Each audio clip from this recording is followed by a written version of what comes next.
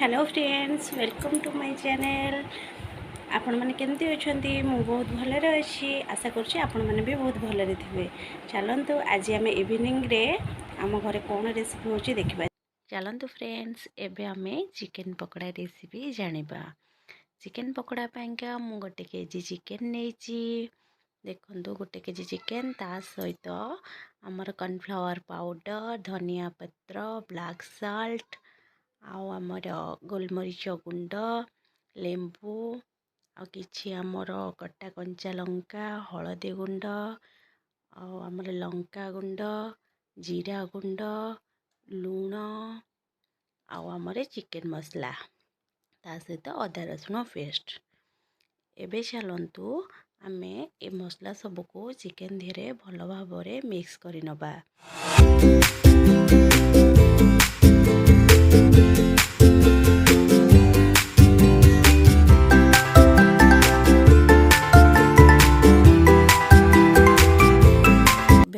मिक्सटा पूरा रेडी हो जाइए।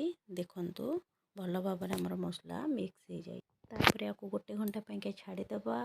गोटे घंटा एबे आमर हो जाइए। देखिबा आमर चिकनटा को भली होइछि।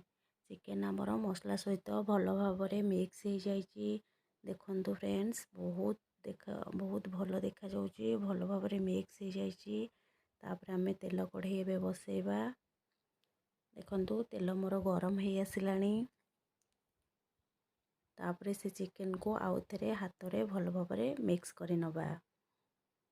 एबे हमर मिक्सटा पूरा रेडी फाइनाली रेडी हो जाइए। एबे आमे ताको आस्ते आस्ते करके सबतक चिकन आमे कढ़ाई रे छाणी।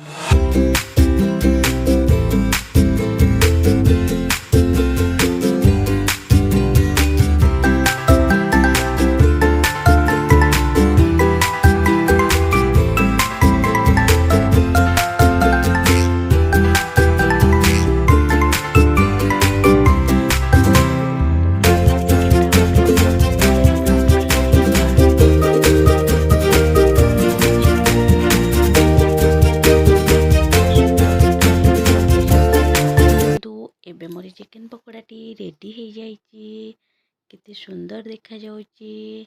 आसंतु आकु प्लेट को लेकिन एबे खाइबा। आपण मानकु जहाको चिकन पकोड़ा बहुत भल लगे से एई पड़का चिकन पकोड़ा घरे बने के खांतु। आ केमती लागिला मते कमेंट करिके जणांतु।